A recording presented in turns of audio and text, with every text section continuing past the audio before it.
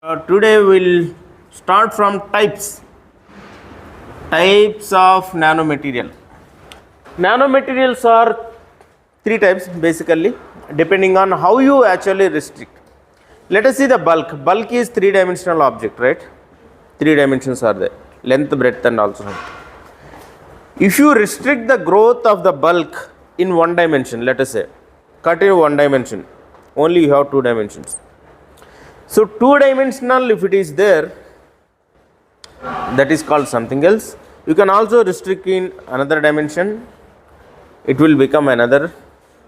You can restrict that dimension as well, still you can have nanoparticles. So nanoparticle can exist in 3, 2, 1 and also 0 dimensions, right? So let us see types of nanoparticles. If it is in 3 dimensions, basically we say that is nanoparticle, because particle has all 3 dimensions. Nanoparticle, like a square ball, bigger ball is there, you can reduce the size from all the directions and no, some ball, still it has 3 dimensions, but size you compress it from the bulk to nano, right? So did you restrict the growth in any dimensions? Nowhere. Then if you restrict in one dimension, suppose height you completely got right, then it will become as thin films, right? So thin film has only length and breadth, there is no height. So this is second type of nanomaterial, thin film. Sometimes this is also called as quantum well.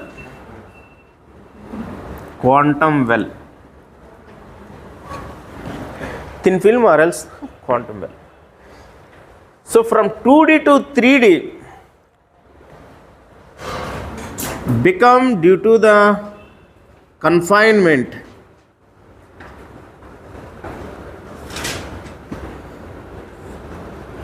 Okay. What is the meaning of confinement? Restriction, right? So if you, how many dimensions you restricted this one? Yeah.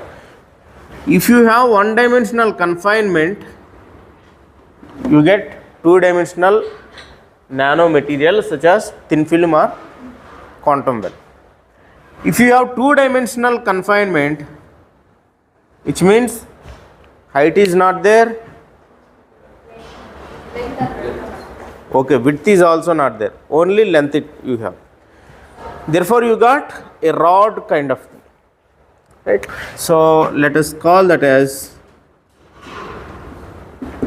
one dimensional nano rod or nano wire.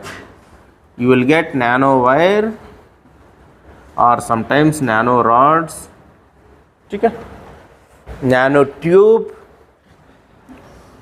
Nano rod nobody uses, I think, only nano wire and nano tube are famous, right?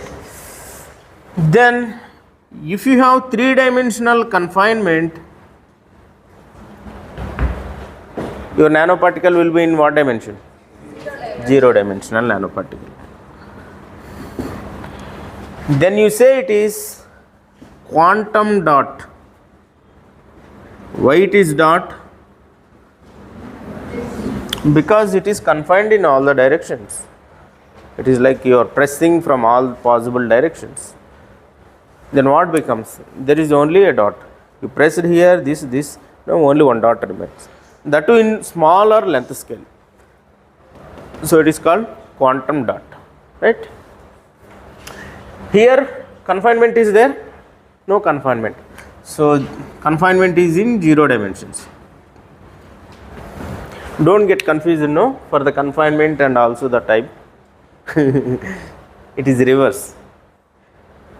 3-dimensional, if you confine, you get 0-dimension nanoparticle, I mean quantum dots, right? Also some diagrams you can have in 3 dimensions. I can make some crystal, or else I can have you know, a spherical one. These are the nanoparticles, any different shape. You know, if I want some other shape, some shapes are possible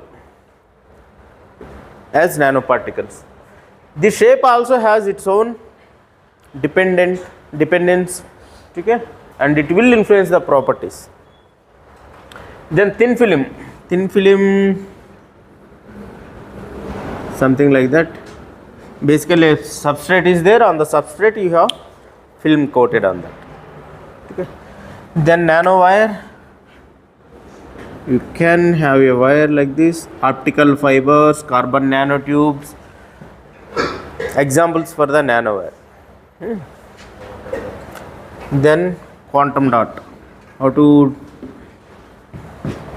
okay, so three-dimensional confinement, so I am not showing a bigger image, a quantum dot. These are different types of nanomaterials. Now, depending on our use, application actually decides what kind of nanomaterial we want. As the size changes everywhere, something happens to the nanoparticles. That's why the properties changes. The properties of bulk very much differs from the properties of nanomaterials, because some modification is happening. What is happening when you reduce the size? Let us see. Okay. Any doubt here? It's clear now? LRS. So after knowing the types of nanomaterials, what changes? What physics changes if you reduce the size? Let us focus on that.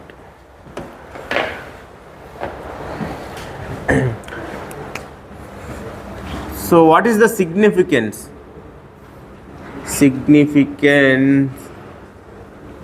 of the nanomaterials? Why do you need to reduce it? What is the need of size reduction? That's what we are trying to see. What happens when you reduce the size? First thing you need to know is surface area increases. Let me tell you that. Surface means surface area. In a simple case, because it is area, length into length, okay, L square.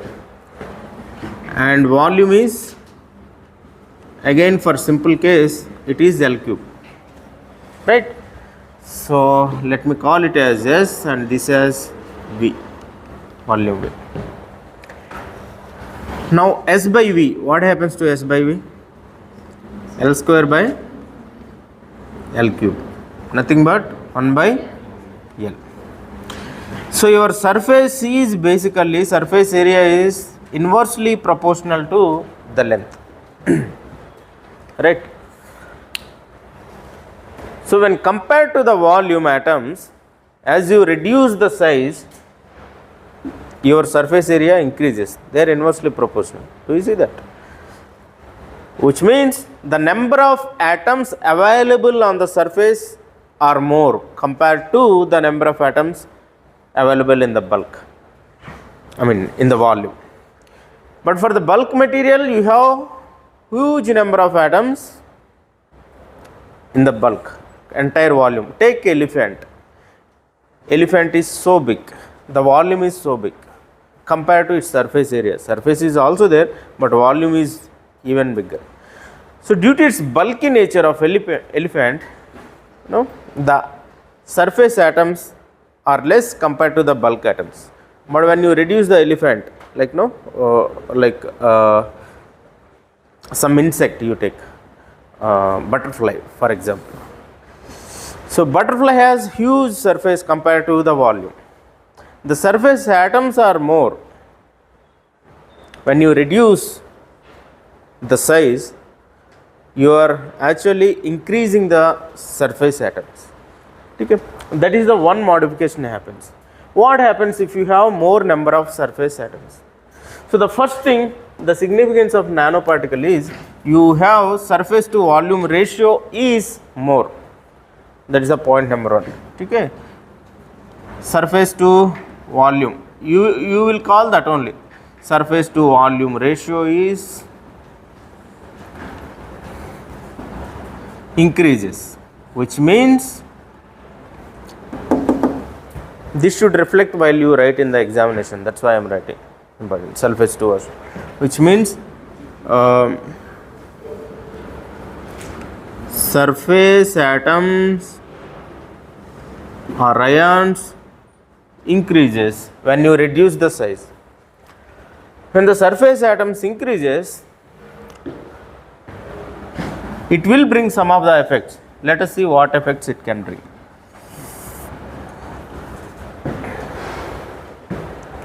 Effect number 1, the defect structure changes. Defect structure changes. What does it mean?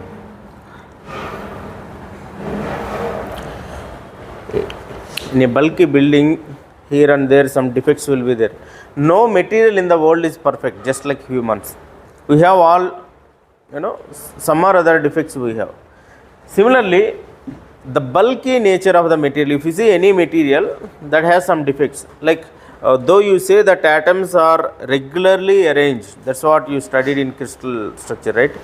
Regularly arranged, but sometimes one atom will go that side, so it is off of the arrangement, or else some place there won't be any atoms, void space will be there. Okay, so those are called defects. Different kinds of defects are there. Atoms go and orient in another direction. Okay. So different kinds of defect structure is there in bulk system. Due to the defects, all our properties changes. Optical, electric and magnetic properties, they change due to the defects. Sometimes intentionally we create the defects to get desired properties, but by nature itself, every material has some sort of defects. Now, as you reduce the size, the defect structure changes, because you are getting rid of complete bulkiness and only surface atoms are there. The defects also changes on the surface. Therefore, your properties changes. Understand why defects influence the properties? You are changing the defect structure by reducing the size. Therefore, as you reduce the size, your properties also changes. That's why nanomaterials have different kind of properties compared to other bulk materials. Okay. Another one, as the surface atoms are more, surface energies changes. Okay. So there will be a change in the surface energy. Okay. Therefore, the attraction and repulsion between the atoms, there will be a competition, right? Between side by side atoms on the same course they repel, whereas in the long range, this core also sees different other attracting bodies. Like if it is a nucleus, beside nucleus it will repel, at the same time other electron cloud it is attracting. So as many atoms are available, which means many surface sites are accessible now. This guy is seeing only on the surface. From down, that attraction is not there. In the bulk you have from all directions, but now it is only on the surface. Many surface sites are there, and they experience repulsion, as well as repulsion is only for the short range, while the attraction is there for the long range. So there will be a competition between them. So a sort of arrangement will happen compared to the bulk. So many atoms are there, they have their own pressures and some understanding, which means a competition is there, and finally they agreed upon forces balance, and they fix it to their positions. They fix it to some positions. Now all of a sudden what happened? Some atoms you removed. So now surface sites are more. They again need to rearrange themselves due to these pressures, surface pressures. You are let us say some 80 people are sitting in the classroom. Suddenly I said, okay, this is summer, you should not sit like that, only 10 people sit in the class, RMC. Then the rearrangement happens accordingly. Same thing happens in the nanomaterials also. Surface sites available, therefore surface pressures will be there differently, and there will be a competition between the short range repulsion and long range attraction forces. Therefore there is some rearrangement happens, and effectively what happens is the space between surface atoms differs. Okay. It has a name, let me recall it. Surface interparticle spacing. Yeah, they call it interparticle spacing. So between particle to particle, what is the space? Interparticle space, what happens is it reduces. Why the interparticle space reduces? Because more surface atoms available and the pressures changes, and there is a competition between short range cores and also attraction between long range atoms. Therefore interparticle space reduces. Basically if two are there, as you reduce the size they come close by. Okay. When this arrangement happens, properties also changes accordingly. Okay. What else we can talk?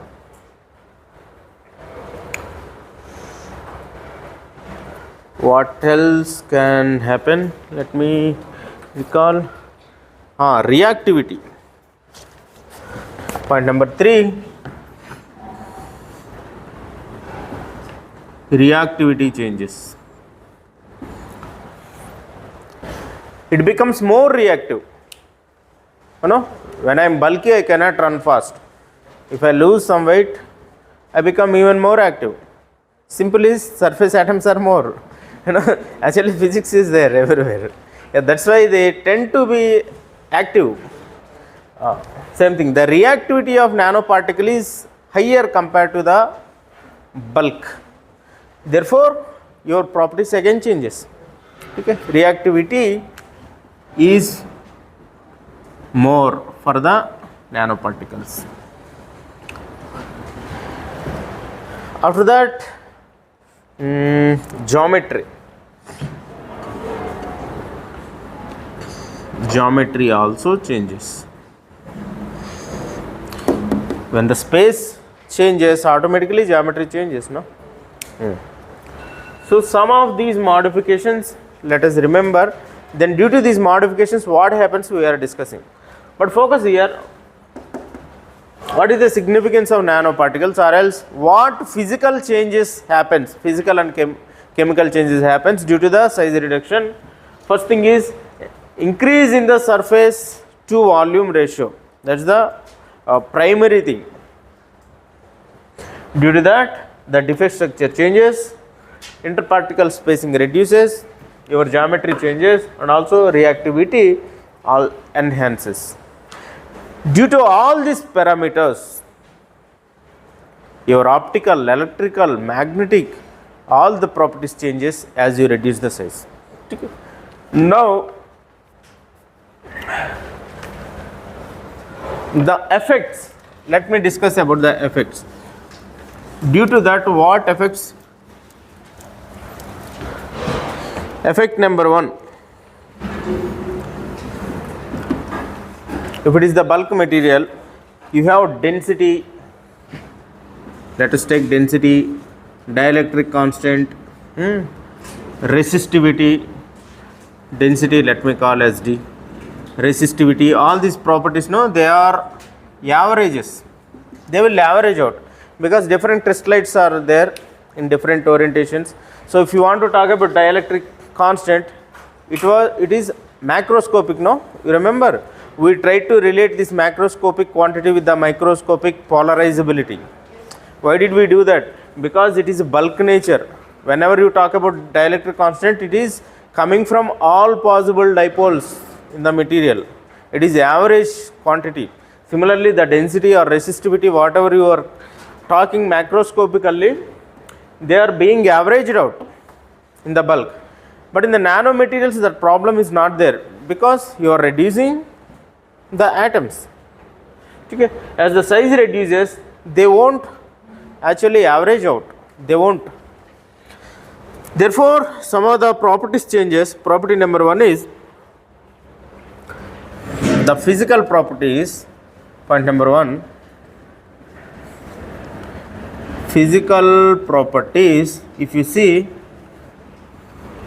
they are characteristic of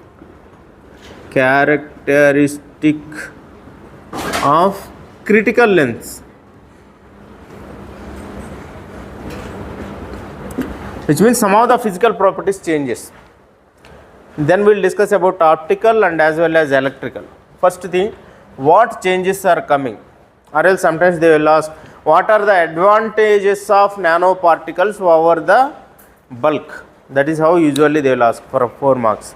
What are the advantages? All these things you are writing. Surface energy increases, defect structure is different, then interplanar particle space reduces, reactivity is more, geometry changes, therefore the physical properties changes, optical properties changes, then also electrical and magnetic properties also changes. How the physical properties changes? Because some of the physical properties are depends on length. Critical length means at this particular length the property changes. Let me give you one example. Conductivity, let us take. Conductivity of most of the metals is basically depends on mean free path. Depends on mean free path. Okay, that's what Roots theory says, right? Conductivity means what? No, how electron moves in particular path. If it is not moving, then it is not conducting. If it sees some other atom, it strikes there, here itself it is taking lot of scatterings, it cannot reach to the other place, which means it is not traveling, right? So the mean free path lambda is basically what is the distance it traveled before it collide. Okay, that is the mean free path. Basically conductivity depends on mean free path. As you reduce the size of the particles, you can actually reduce lambda. Therefore conductivity increases, right? It is like traveling from silk board to our DSU. If so many vehicles are there, you cannot come fast. You need to scatter with the different people, right? You are taking out, or else you are bigger vehicles or lorries are there, making lorries to bikes. You can come fast because you are not seeing now potential objects for the scattering. Are you getting? If all the road is bigger objects are there, you cannot travel fast. That's what it means. Therefore, your mean free path is altered when you reduce the bigger lorries to smaller cars or even bikes. No, conductivity enhances. That is for our understanding. So, in terms of ferromagnetic materials, let us take. Ferromagnetic material means you have intrinsic spins, right?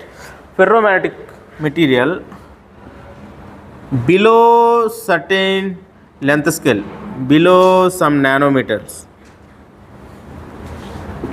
it becomes super paramagnetic. Super paramagnetic, or else I can say lost magnetism.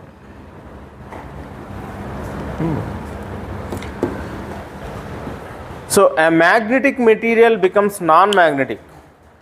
It is not correct to say non-magnetic.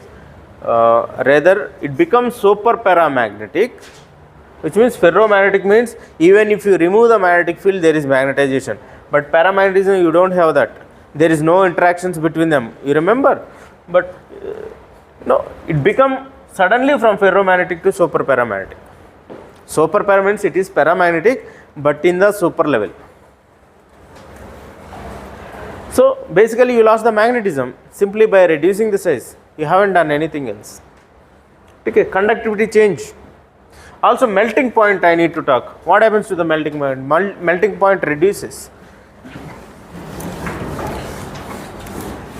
Another significance is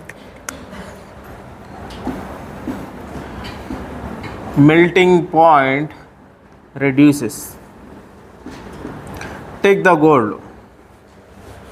If the size is more, you need to wait longer time to heat it. If you reduce the size, it will melt at lesser temperatures. Okay? Why melting point reduces? Again same thing. Because inter-particle spacing is different, the energy levels are different. You remember energy band diagram? The quantum mechanics we discussed as the band picture of the atom solids. So if only one atom is there, the band is different.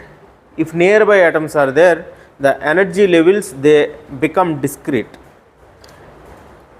and the energy levels are in a such a way that it can belong to either of that. Now I gave one example just to recall. It is not belongs to the nanomaterials. If it is an unmarried person, he can roam wherever he want. If he married to a girl, therefore he has some particular bound states. He cannot be free. So due to that bound states, his energy level is restricted. Suppose he married to the another one, two are there. Okay, his priorities and his energy is split into two. It is no more one. Okay, one more comes, it splits. Okay, that's how energy level splits. That's what happens. It's not single atom. Any material you take, it's not exist in single one. Atom is there, another atom is there. So many atoms are there surrounded by, and it cannot overlook that. Atoms talk to each other. There will be an interaction. Therefore, the energies will be splitted into the bands. That's how the bands come, due to the bonding nature between the atoms. Therefore, it's not a single energy. That single energy becomes depending on how many available beside him. It can split into 2, 3 or E1, E2, En. So much number of electrons are there. Okay. Same thing we have seen in the particle in a box, right? So as the electron moves here and there, energy levels becomes discrete, E1, E2, E3, right? So that electron energy levels, they modify as you reduce the sizes. Remember, why the physical properties changes? Because you are modifying the energy levels. As the energy levels, it was like this. Now you probably increasing the size, or slightly, or reducing slightly. Okay. As this energy level changes, remember, electron, if it wants to go from ground state to the excited state, it requires more energy.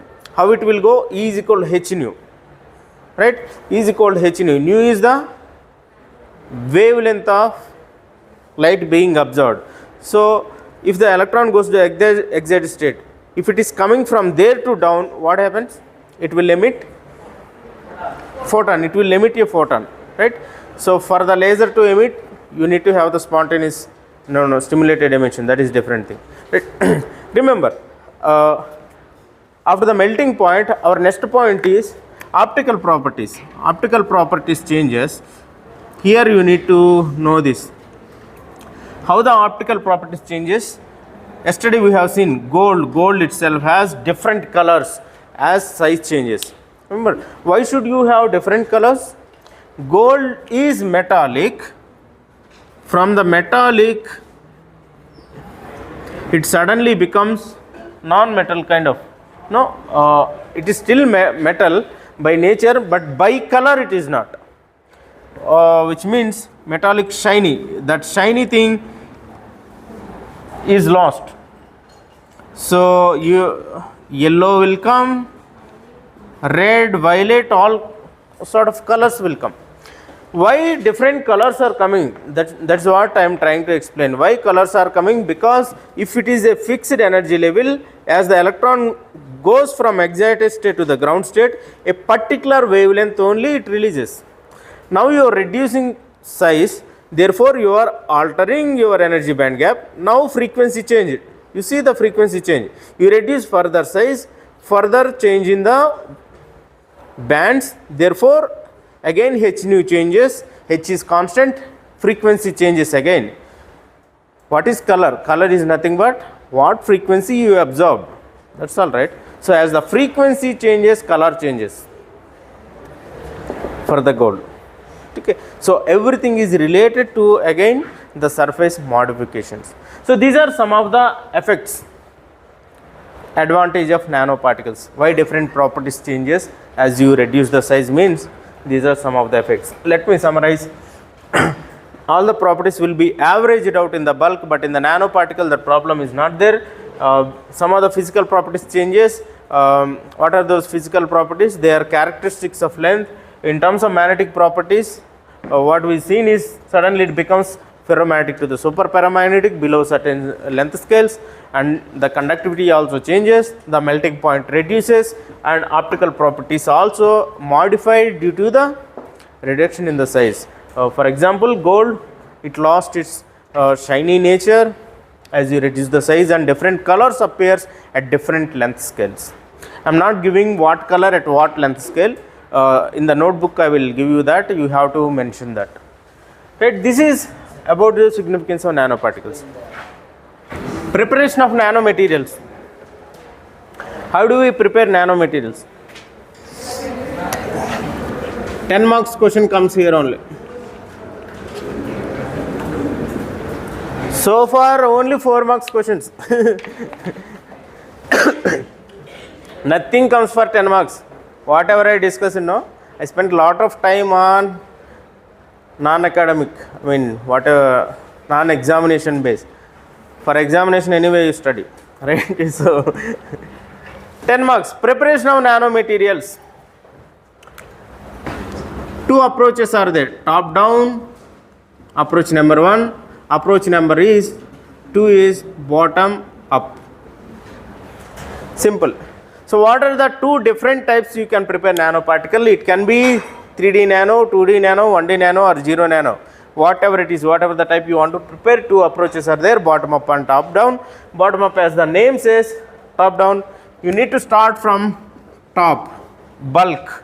It is like, take a bigger rock, crush it, make a small thing. You want to make those, how do you start with? Take this much big urad dal, right? Then you are mixing bulky rava. Mix it. How do you are mixing? Using the mixie.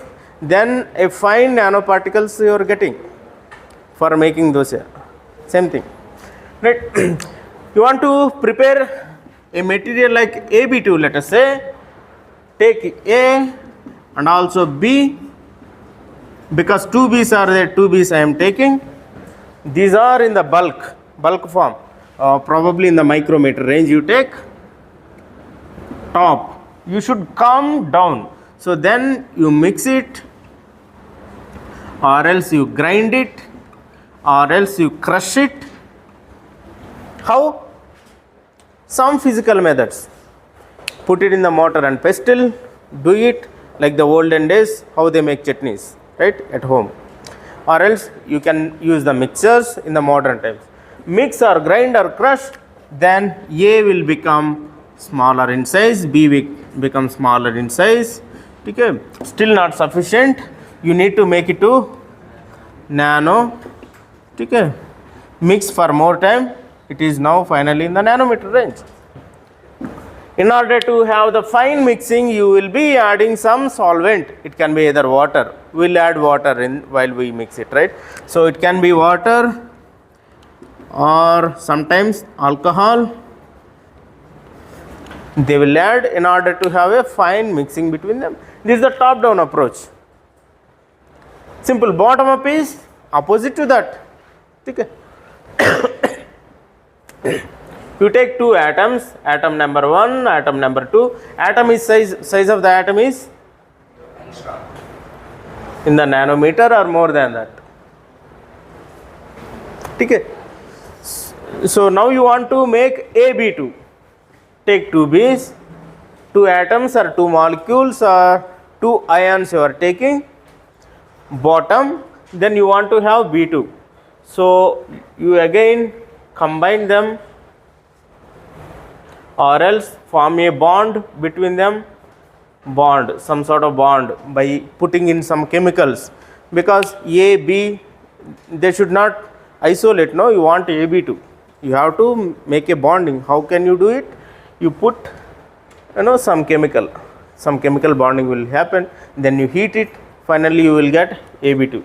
So from the bottom, once they mix or they combine, AB2 will form bottom up, top down. Okay, two different approaches are there, top down and bottom up. So simply they will ask, what is top down? Explain. What is bottom up? Explain. Okay, 3 or 4 marks or sometimes 1 mark. So one of the example for top down, for examination you don't have bottom up process. Only you have some idea about the bottom up. What are the top down processes? Top down you have ball milling, 10 marks question. But I will explain in 1 minute. Enough. Ball milling. Second one is lithography.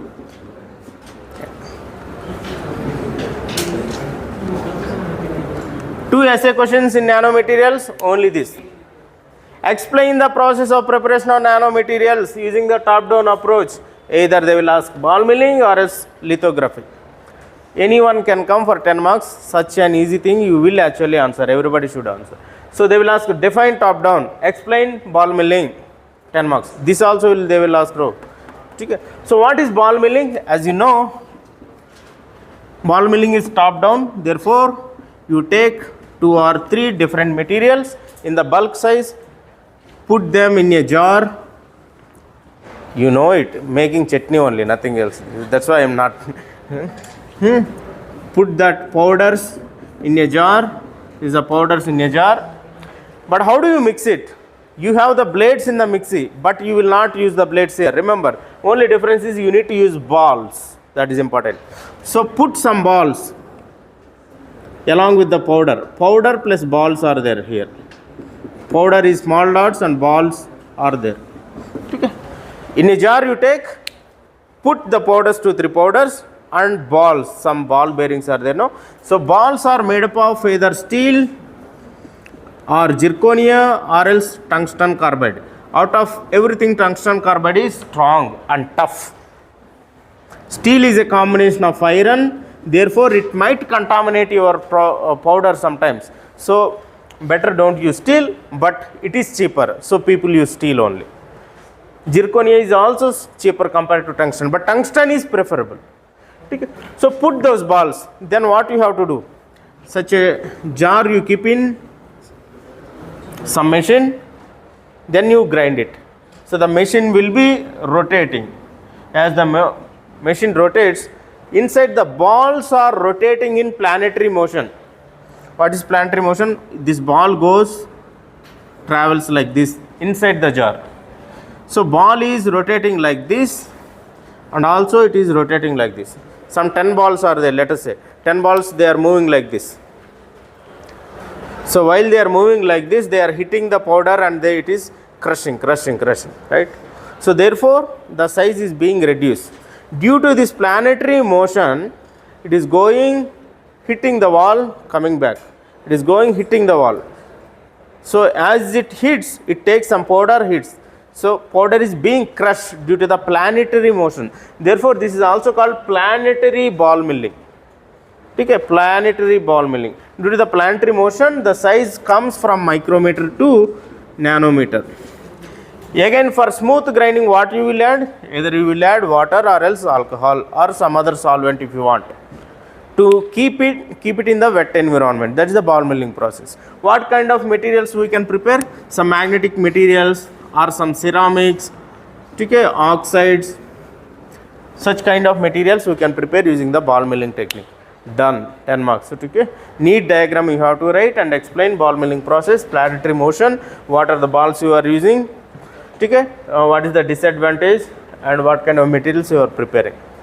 That's the ball milling. Final, lithography. Lithography is also very easy. What is lithography is nothing but I want to apply a beautiful painting here. Suppose a bird painting I need to apply here. How do I do that? Put a sticker of the bird, stick it here, then take the color. Sticker of the bird is like this. Okay. This kind of sticker, everywhere it is Plastic here, open space is there. That is the mask, right? Such kind of mask I will take, put it here, apply the color everywhere, remove the sticker, only color remains here, right? That is photolithography, nothing else. So why photolithography is, you take a thin film. Thin film is there. On thin films, you need to make a transistor, let us say. This kind of geometry I want to make. Here one and here one. Only two, this kind of geometry only I want. So what photolithography? Photolithography means nothing but lithography is done by using photons or UV light. What is lithography? Lithography is transporting the atoms. I have defined it. I will supply the notes what is lithography is. So how you are doing is, take thin film, step number 1. Take thin film. You made thin film. On thin film, now you want to make this kind of patterns. Therefore, have a mask. Keep a mask ready. Okay. So mask, before keeping the mask, let me coat it with photoresistor. Photoresist means some kind of coating which actually protects the film. If film is there, if you keep the sticker, it will peel off entire film, no? It will peel off all the atoms. Therefore, you coat a photoresistor, means apply some chemical. Therefore, it is a protecting layer. Now on the chemical, you put the mask. Once you have the photoresistor, which means you film, you have some protecting layer. I call photoresistor. Then on that you put a mask. Step number 3, once you put a mask, you expose light. So you expose light. Everywhere photoresistor is there, only in this place it is not there. It is being exposed. That is the duty of the mask, no? Mask is there. Everywhere you don't, light will fall, but here only, at this point only, it will go and touch. After that you remove the mask. Remove the photoresistor, protection layer also. At the end you will have, beautiful pattern like this. Okay? We are doing simple thing. Take material, apply protection layer called photoresistant, then put the mask, then send the UV light. Light goes to only those two regions, then develop. Develop means removing the mask, put it in some chemical so that mask will be removed. Then you put another chemical so that that protection layer is there, no? That also you removed. Therefore, you are having film everywhere except those places. That is called photolithography. Okay, you started with bigger thin film to smaller nano transistors using these techniques. That's how all our devices are made using lithography technique only, right? Yeah. Then you read about the applications of nanomaterials in medicine or engineering. It is done. Okay, I'll stop it here.